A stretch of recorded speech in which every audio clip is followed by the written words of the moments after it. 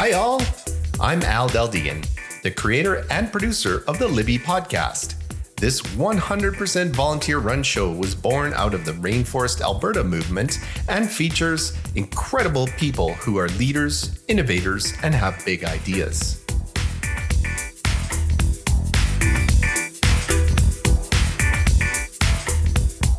This episode is hosted by Melissa Rizzuto. Melissa's guest is Kent Swanlund. Melissa, the mic is yours. Hi, everyone. Thank you for tuning into the podcast today. My name is Melissa, and I'm the founder of Talent Incubator Partners. We are an Alberta-based consulting company that helps startups stand out through a variety of things. Basically, recruitment marketing is my specialty, talent acquisition, and employer branding. Joining me today is a good friend, Kent Swanlund. He's the co-founder and CEO of CO2 Brew, a Calgary-based startup here that is decarbonizing the craft brewing industry. Hey, Kent. Hello. Thanks for coming. I'm excited to chat with you. Thank you for having me on. Absolutely. Why don't you tell our listeners a little bit about who you are and a little bit about your background? Sure. Yeah. So I started with chemical engineering out of U of C. And after that, I did what's called process engineering, very technical, doing a lot of sizing, simulations, things like that for the oil and gas industry. Of course. And then went into technical sales at a place called Spartan Controls and sold measurement and instrumentation technology. So pressure, temperature, level, flow, analyzers, all of that kind of equipment. Again, selling mainly into the oil and gas industry. While I was there, started delving into carbon capture. So the Big Pathways project, that was one we focused on there. I developed a few different technologies or helped develop a few technologies within Spartan Controls that was linked to that industry. And simultaneously, while that was happening, I got introduced to Avatar Innovations and their business accelerator program. And so essentially you go in, come up with an idea, see if it makes sense from a business angle. And if it does, you move forward and you build a business. Luckily enough, we were one of the teams that it happened. We started this business. And that's it. That's the whole show. That's, up until now. So at what point during engineering school did they reveal to you the hidden free beer career track? How did that happen? I know. There was that a secret? There was a lot of beer in engineering. I'll put it that way. Maybe back up and tell our listeners who don't know about process and applications engineering, because I've experienced it in terms of systems, and maybe let our listeners know a little bit about that and how it actually does tie in, all joking aside, to where you've now come to land. Yeah. So process engineering, what I described. So it is designing and engineering and sizing all of the different pieces of equipment that go into anything. So in the example, in oil and gas, you look at what's called a CPF, or a central processing facility. So it's essentially the facility up north where they take the oil out of the ground and then they feed it into the facility and they upgrade it to a point where it can be shipped into a pipeline. And so there's a bunch of different steps in that. And so you look at each different piece and you figure out how big it needs to be, what it needs to do to get to the end product that you need to ship. And so very technical. You would sit down and do a simulation first on a computer, and it would tell you, okay, here's the pressures and temperatures of the inlet, and then here's the pressures and temperatures and compositions of the outlet. And so then you design all the pieces in between that you need to have in order to get to that point. Obviously taking into consideration flow rates. And you're talking actual equipment, actual hardware. Equipment. Yeah.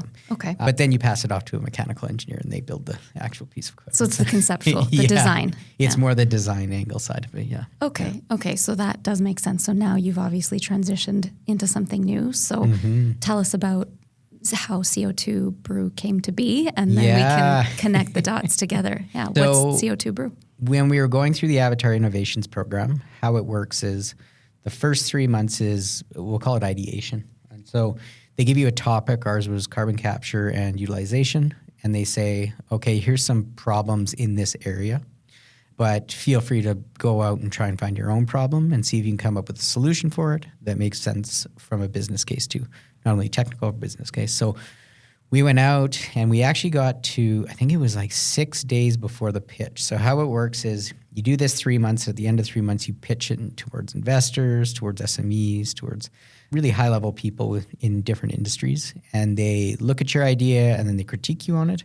And then at the end, you either move on to the program because your idea was good enough and it made sense from a business side and from a technical side, or you don't. And so I think it was 6 or 7 days before we had to do this pitch, we still didn't have an idea. We're like, oh no. And luckily, I went and talked to Graham Sherman, who owns Tool Shed Brewery here in Calgary. And while we were sitting down, actually having a beer, he explained to me, look, I make all this CO2 in the fermenters. They literally go into a bucket and the CO2 goes into the air, so it's just wasted. And at the same time, I got to buy the CO2 in the back end. And your light bulb went off. Yeah. I was like, oh, yeah, that's easy to do.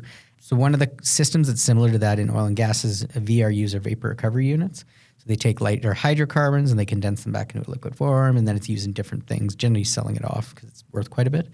And so I thought it's the same thing. It's just you're putting it onto a different process, essentially. And yeah, that was the idea. And so within 6 days, we built up the business case. We looked both at the financial angle and the technology angle, asked a couple of brewers, see if it was a good idea outside of Graham, because you want to make sure the business case is there for all brewers. And it made sense. So we put it all together, pitched it, and then moved on through the program and ended up going all the way and starting the business. Wow. Okay. That's exciting. So when you say who were you doing this with from the beginning? Are those the same people you're working with today? Yeah. So at the very beginning of the program, there was 6 people we had. And after the first 3 months, 2 of them ended up dropping out. It just wasn't for them, which honestly, entrepreneurship is not for everybody.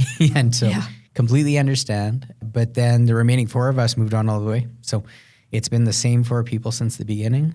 And now we've separated into our separate roles. We have a CEO, CFO, CTO, and COO. So those are our head roles that we have within the company. And I'm the only full-time one that's on right now.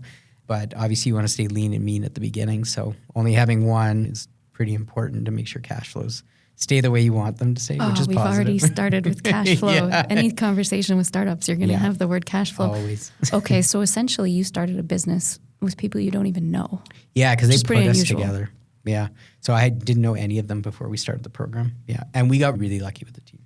A lot of teams, they actually fall apart because of the team. So somebody doesn't get along and if they don't get along, the business breaks down. That's essentially what happens. And it happens to a lot of teams. And at different stages too. I've seen teams that make it all the way to the end, start the business, and then 2 months later they break apart and then the business falls apart. So we were really lucky with the team that we got, not only because we got along together, but we all had complementary skill sets outside of just engineering. We're all chemical engineers, but one went into business, another went into operations, another one was more management / technical, and then I went into sales. So we had kind of the whole caveat of what we needed for starting a And was business. that a coincidence, or was that part of Avatar picking you specifically? No, that was all coincidence. Wow. Okay, that gave me shivers a little bit because you're right. That is super rare. And somebody who comes with my background from a people and culture and talent acquisition, that doesn't fall into place. No, ever. Ever. Exactly. Yeah. Okay, and so these people are still your business partners today? Yeah. Okay. It was honestly like fate. I just say it's fate. Yeah. That's I love the only way to explain it. Yeah. That's great. So tell us what decarbonizing the brewing industry really is all about. So you made the connection between an oil and gas example and to what you're doing, but maybe the easiest way to do that is to give us a beer making 101. Spoiler alert for those of you who need to get a pen and paper out. This is how you make beer. Yeah. Where's that carbon dioxide coming from? And tell us a bit about the process that you are actually innovating here first. Yeah. So the production side or generation side of the CO2, obviously an important part for us. We need to make sure they generated enough versus what they consumed. And so what we looked at was, okay, what are the points in the process where they do generate it? And really there's only one point they generate it, and that's during fermentation. So how the beer making process works is take all your grains and everything you need, you grind them up, you make what's called a wort. So they essentially put all the grains into water and they boil it and it creates this wort. CO2 is not generated during that period of time though. Then they transfer the wort to a fermentation vessel. And so when they push it into the fermentation vessel, then they add the yeast and then they close it up. And that's where the fermentation starts. And fermentation, which is essentially taking the sugars that are within the wort and then converting it to alcohol, and a lot of CO2 is produced. So that's the point where we captured is off the fermentation vessels. There's another point after that where they actually take it from the fermentation vessel and they push it to what's called a bright tank. It's essentially a holding tank, and it does further clarification of the beer or just holds it somewhere before they package it. But once you fermented it, you don't want it to go into any environment that has oxygen. And so they have to purge those tanks of the oxygen, and they generally use CO2. You can use nitrogen, but most of them use CO2. So that's another point where we can recapture the CO2. And they actually use quite a bit in that purging of the vessel. And so the points we pull the CO2 from are the fermentation vessel and then the bright tanks when they purge it. So those are the two areas that we pull from. And so... Can I stop you for a second? Yeah, go ahead. So if you're not pulling that CO2, what's typically happening?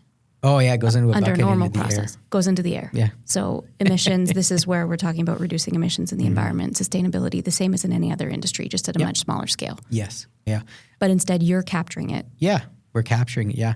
And interestingly enough, when we looked at the consumption side, they produce as much or a little bit more than what they actually consume.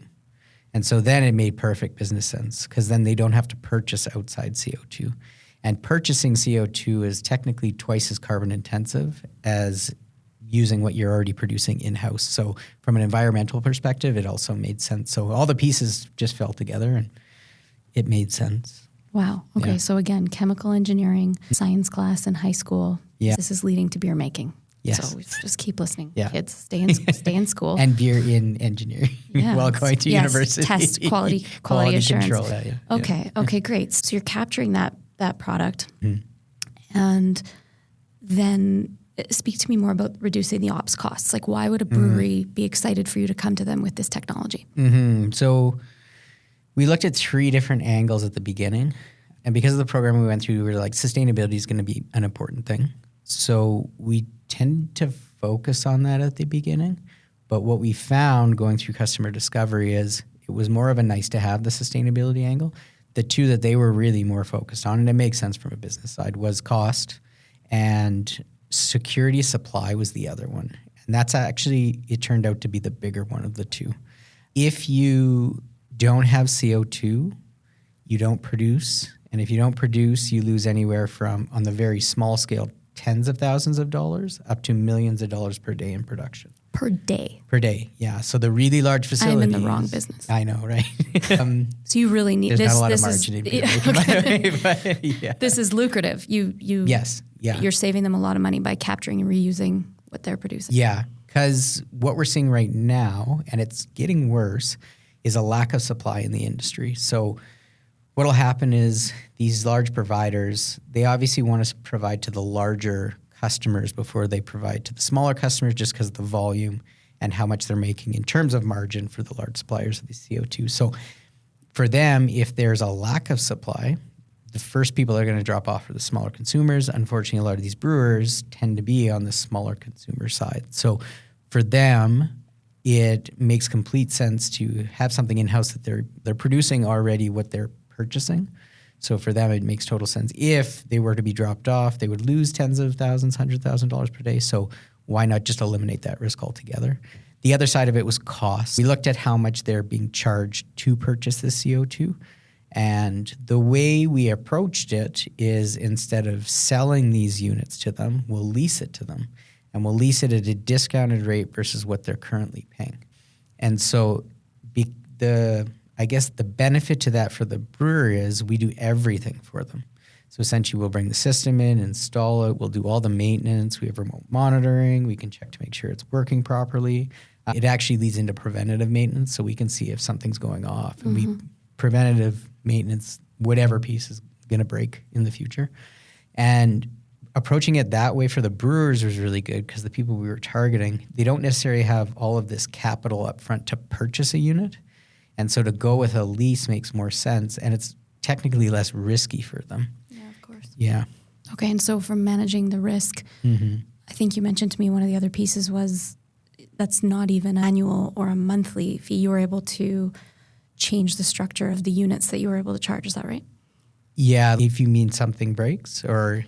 No, per unit that you are charging them of CO2. So they don't need to, in terms of predictability of cost. Yes. Do they know every year what they're using as well as producing? Yeah, It's funny, they didn't know what they were producing. I had to go in and do, we did both theoretical and I actually used a flow meter and went in and tested how much they were producing. And they were actually quite amazed. And they're really interested in the production curves because they hadn't seen it before. We went in and did all that testing and showed them, here, this is how much you're making. So it was pretty important to show them that side of it. And then the consumption side is you just look at how much they purchased over the last year. So what you can do is look back a year and say, okay, what volume of beer did you make over that given year? And what's the average percent alcohol? And with those two things, you can figure out how much CO2 is produced. So then you can show them the two numbers and see, you're producing more than you're consuming. So you'd be good just with a system to be self-sufficient in CO2.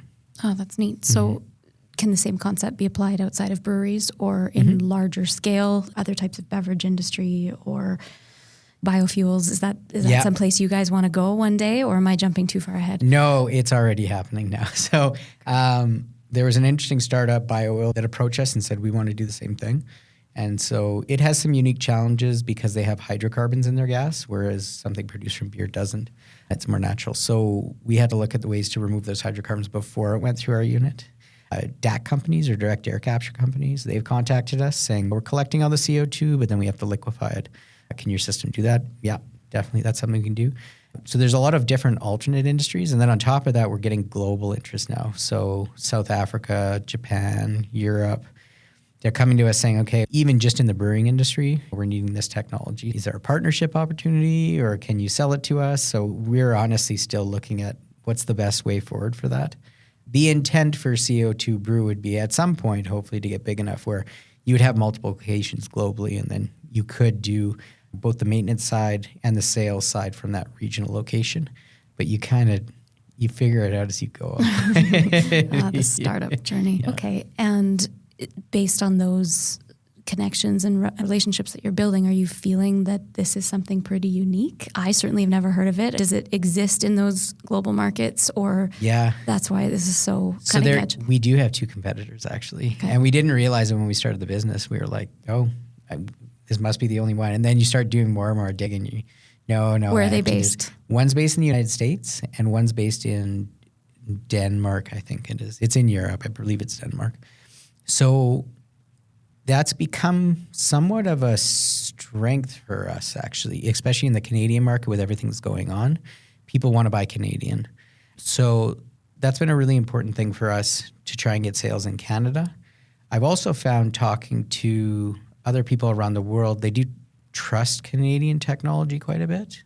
They see us as we don't mess around. Well, reliable. More reliable, yeah. We're more reliable. So talking with other people around the globe, they really enjoy chatting with us and using our technology, which has been somewhat of a surprise. I didn't know that was going to be the way it is. And we've actually somewhat found Canada can be difficult to get new technology in.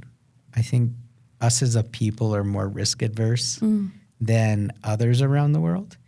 And I found that talking to other people around the world, they're more like, oh yeah, we'll do it tomorrow. Whereas Canada's like, you got to show me some data, make sure it works. It's been an interesting journey in terms of discovery of potential customers and potential, let's say, providers of our technology within those regions. Yeah. Just having those conversations and seeing those differences. Yeah.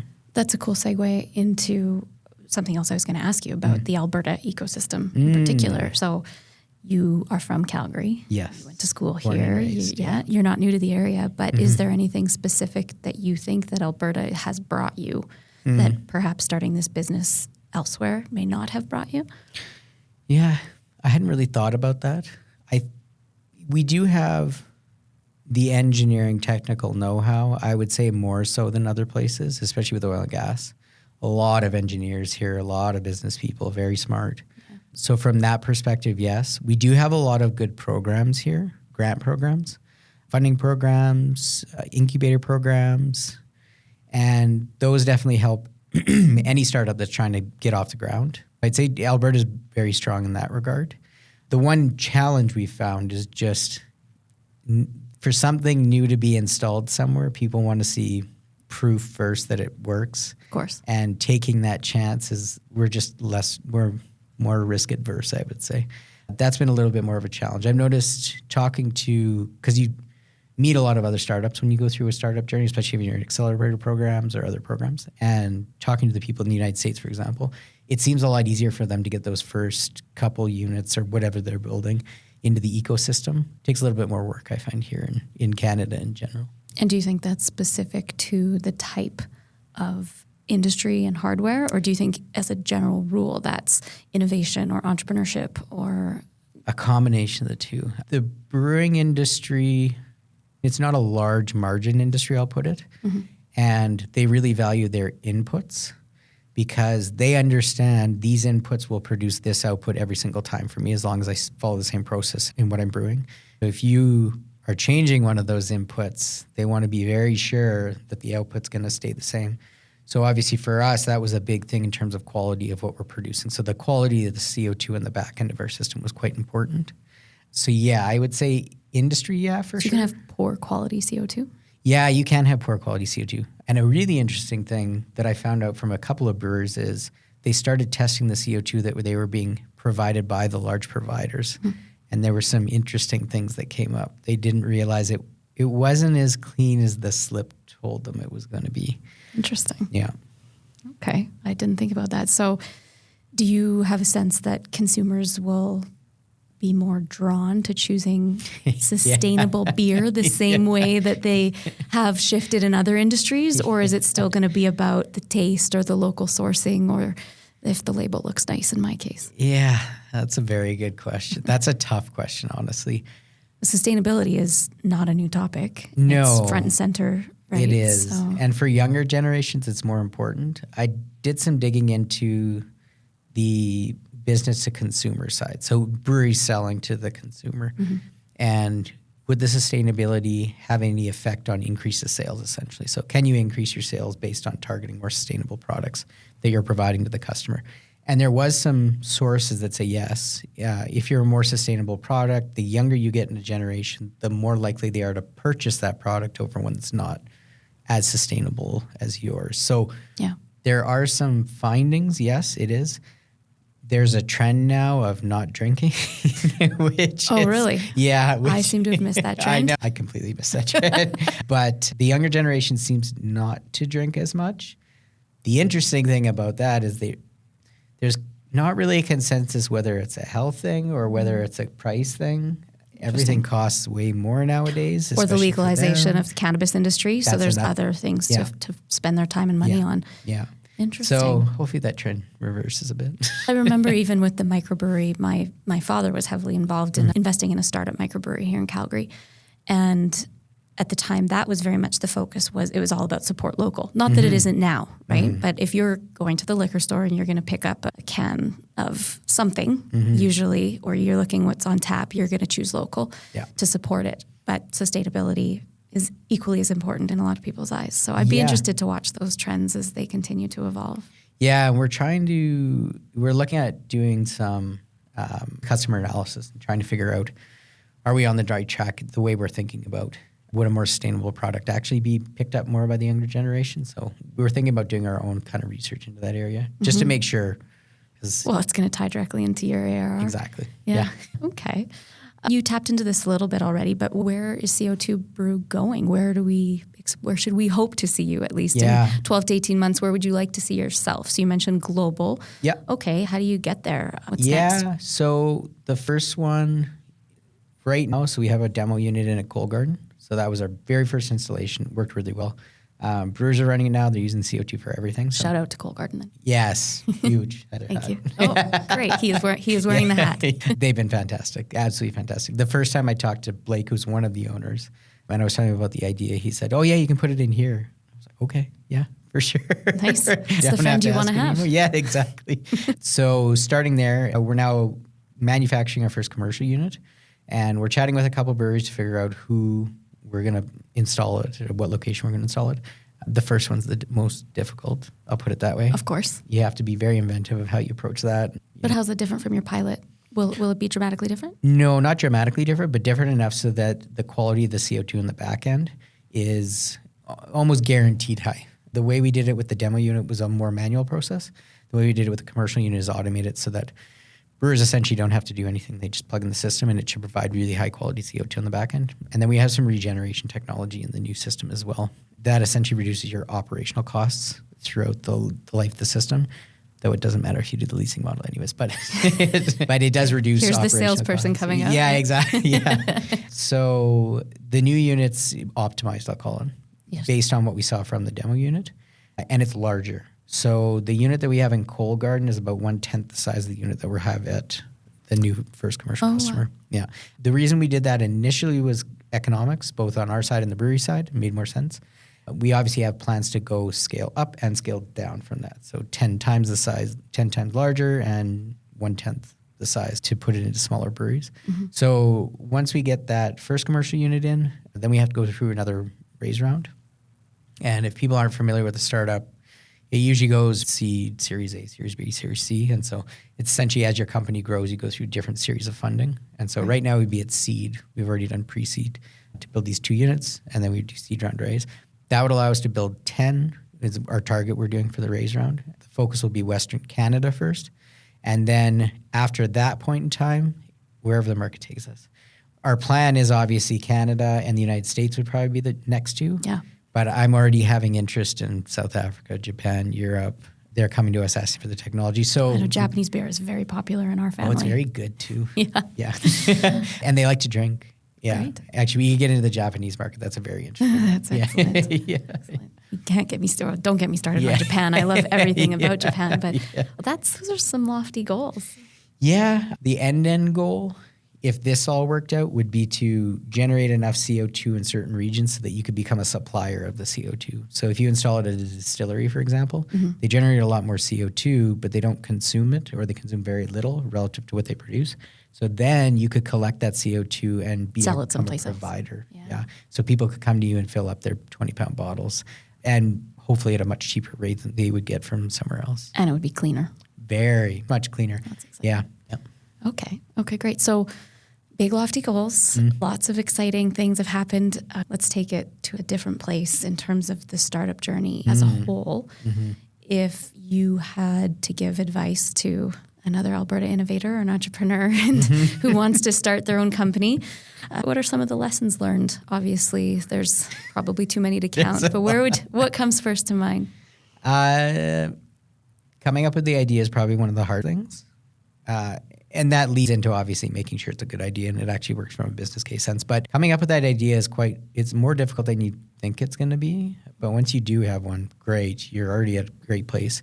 You have to be quite risk tolerant. There's going to be a lot of risk in startup journey in different areas too. So if you're risk tolerant, it makes it a lot easier. You have to be really, really you have to keep going, like persevere, just keep pushing. If you believe the idea is real and you believe it's going to go somewhere, just keep that in mind, because there is a lot of ups and a lot of downs. The highs are really high and the lows are really low. So just keep pushing. What was one of the biggest lows that you faced? Oh, geez. Where you thought, okay, I'm done. Yeah, Can't like do this is anymore. ridiculous. Yeah. Going through trying to get funding at the beginning, and it was very tough. It's a lot of work doing that, and like really wears down on you. You're like, oh, Jesus. Getting told no by a lot of venture capitalists, which now I completely understand venture capital world and why they said no. And even if I was one, would say no. That'll be our next episode, the ins and outs of venture capital. That's a whole nother thing. They target certain types of businesses, which we just weren't, or we were going after the wrong venture capitalists. Oh, so that's actually a really interesting point. So if there's listeners out there that are finding the same kind of struggles, obviously funding seems like a common issue that you would think any business of any size would face. But is there a way to navigate that more carefully, more strategically, so that you know that you're at least going to be in front of the right types of, I would call them donors? Yeah, the best way is to look at the people they've invested in the past. And normally they'll have a statement saying, we normally invest in X type of company. So a lot of the big one is B2B SaaS, business software as a solution. A lot of them invest in that. It makes sense. It's low capital to create the product, but the business expansion is quite large. So it makes sense for them to get involved in that. To give you an example, for CO2 Brew, we now target more people that are in ag space. So agriculture, food, sustainability is another one. Clean tech, what they call clean tech. So we look more for those type of investors now, rather than we were just going after the wrong investor and we didn't know. So that's a huge doing lesson. The research, right? Yeah. Okay, that's great. One of the hottest topics in my world, at least, and many people right now, is AI. It's like the word you don't want to use. Is there a role for AI at CO2 Brew? It's a hot topic, but that doesn't mean it applies to everybody. How do you feel personally or professionally it's enabled you to do things more effectively? It does. How do you use it? So I use Claude. Okay. I used ChatGPT for a while and then started digging into Claude, and it seemed a lot better for our business and what we needed to use it for. So we flipped over to that. Paid version for sure. Okay. There's actually, you have to go up to a certain tier to contractually your data won't be used. Okay. And it's the business tier, so keep that in mind if you're using it. Confidentiality. Putting in sensitive data. There's a lot of different angles. You can do everything from creating agents that do everything for you to just automating certain processes. So to give you an example, let's say you wanted to create a proposal for somebody. You can actually link, through using AI, you can link your CRM into your system so that if you put a new deal into your CRM, customer relation management tool, it will auto-populate your SharePoint site. It'll bring over all the documentation you need, and it'll fill in the documentation for you so that your proposal is ready to go. That would normally take half a day to do it all right. Yeah, I just threw up in my mouth a little. I think I remember filling in RFPs years and years ago. And it just, it can be done in a snap now. It's crazy. A customer discovery, a competitor analysis, market analysis. It can do it in a fraction of the time that it would take somebody to go through Google and do all that stuff. So AI is great.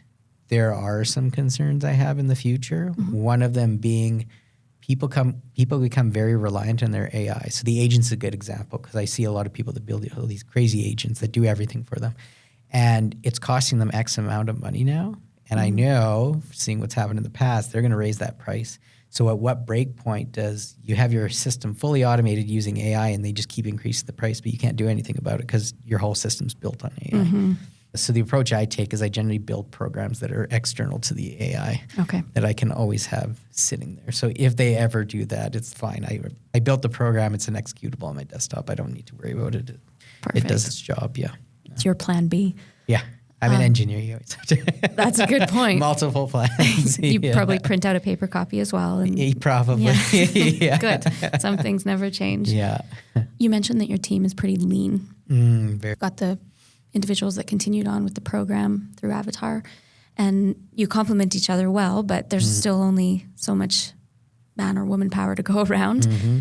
Have you thought of that yet? You referred back to the stages of growth within the startup community, right? You consider yourself at a seed stage right now.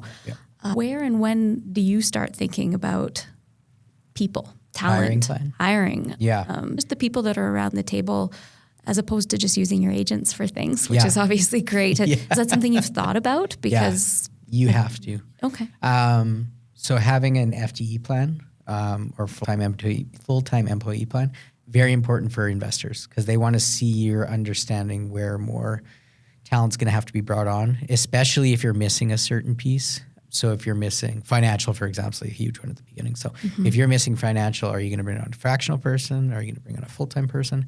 Knowing that plan in advance is very important. So to give you an idea, I'm the only full-time one now, but if we make the seed round raise and it goes according to plan, we're planning on hiring 2 more people automatically. So 1 more founder and then another one to do sales and BD essentially, because that becomes quite a big job, right?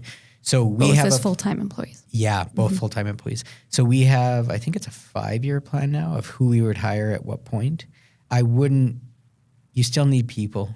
I don't care what people say about AI. You still need people. You don't have to convince me. Yeah, exactly. Use the tool wisely, but you're the one using the tool. Yeah, it should be more of a support for that person you are going to hire. That's what it should be used for, because you're not going to replace the people that you need in your business. So we definitely do have a plan moving forward. When we hire people, how much money is associated with those people, that's very important for your financial planning. So it's all interlinked, but yeah, full-time employee plan, why you're doing it and why you're hiring that specific type of person. If you are starting a startup, to have what we have is very unusual in terms of the type of people that we brought in. There's going to be a gap somewhere. Just recognize that gap right away. so that you do understand in the future you're going to have to hire somebody, because when you go and ask an investor for money, that's one of the things for sure they're going to ask you is what's your plan for hiring people later on. It's incredibly important. Know what you don't know, and you're not expected to have all that knowledge. You need to bring skill sets. But at least recognizing it, be like, okay, I know this is an area I'm going to have to focus on. Yeah. So you know it's an area that you have to focus on eventually. You also know that you can't and aren't ready yet. You don't have the money yet, period. You got to pay these people to go to work. Not Unless everybody. You give them equity. Yes, that's true. All joking aside, yes, that's certainly different plans will have different total compensation options. But what else are you doing to prepare? In other words, I'll give you the spoiler. Sure. Have you given much thought or done any training on your brand? Have you thought about employer branding and what you want your company to be known as, so that when you're ready to hire those people, you know what you're putting out to the market? Have you crossed that path yet? I'm just curious. Yeah. Yes. I was okay. So our Why CEO. do I not believe you? It's a tough question, honestly. So it's a very. You think you'll be good at it, and then you start digging into it, and you're like, "Oh, I don't know anything." And then you call Melissa at Talent IP. Exactly. Oh, I'm not supposed to say that. You're like, "How do I do this?" Why is it hard? Why is it hard to envision something that you have created? Yeah. In the way that you want other people to envision it? I don't know. It's more an art than a science, I think. I think you're right. And in some ways, as we were going through, so our COO, Karen, is really good at marketing. She actually runs YYC Cravings, which is an Instagram page here. I think it has over 100,000 followers now. Great. Right? And she didn't tell us until way late in the story that she did this. And I was like, Karen, can you do our marketing? Yeah. That's what I do. Sure. Yeah, that's my jam. That's what I do on the side. I was like, okay, perfect. And she's really good at it. It takes almost an artistic side to people that maybe I just don't have that side. I don't know. It's just unique skill set that not a lot of people have. So you definitely need to find somebody to support you in that area.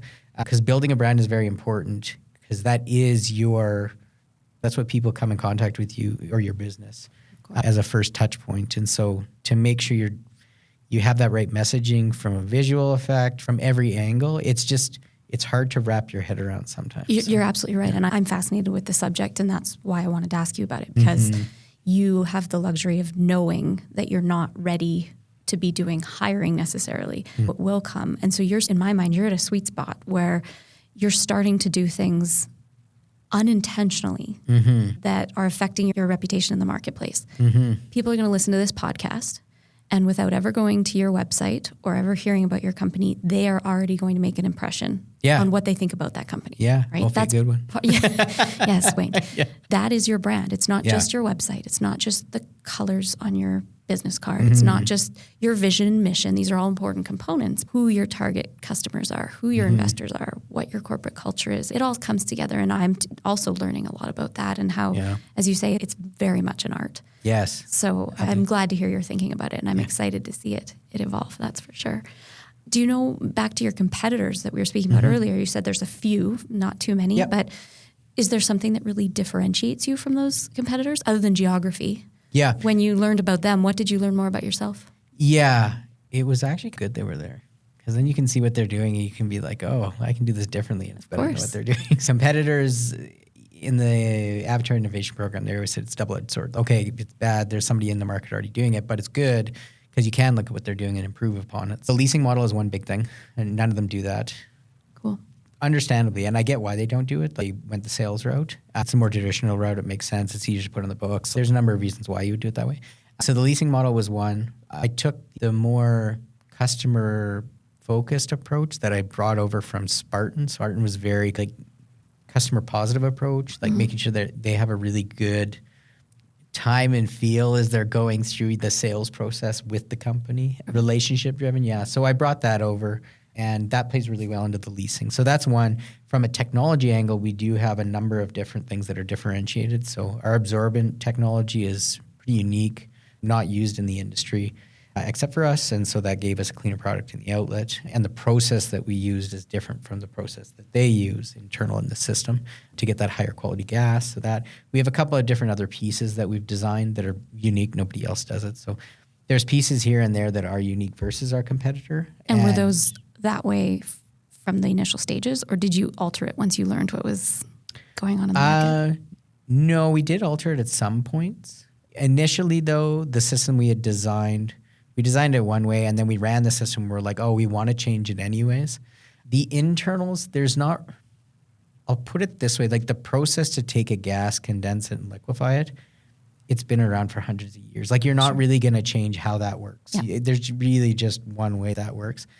And that's going to be common across any system that's created. Science. It's science, exactly. Dependable. Yeah. So there's not really too many changes you could do. There is some interesting technologies around the capture point. Technically you could, but none of them are proven out. And we actually looked at some of those routes. But we figured, so we kind of knew our system was going to be the same as, or similar to what they were doing anyways. Mm-hmm. But it's the devil's in the details, and like how you reach the end product is really what you want to make sure is the best possible end product that you can create. So we focus more on that. Like how could we ensure that this end product is going to be the cleanest CO2 you could possibly get? And so we ended up finding these new, unique ways of getting to that end goal, I guess. Yeah. That's great. To me, all that says also is sustainability. Yeah. Right? It's not just one angle. You can apply it in different ways, different volumes. As you mentioned, the world is your oyster at that point. It is. That's exciting. Yeah. Wrapping up, I'd like to build a visual. I don't want to put you too much on the spot because I already have, but I want to build a visual of you later today at home, assuming that you are, of course, a bit of a beer connoisseur. Is that a correct assumption? Yeah, I've become. I happen to have some insider information that tells me that you're quite knowledgeable in the area. Yeah. What is in your fridge at the moment when it comes to local breweries? I've got to ask. Oh my, what is in my fridge now?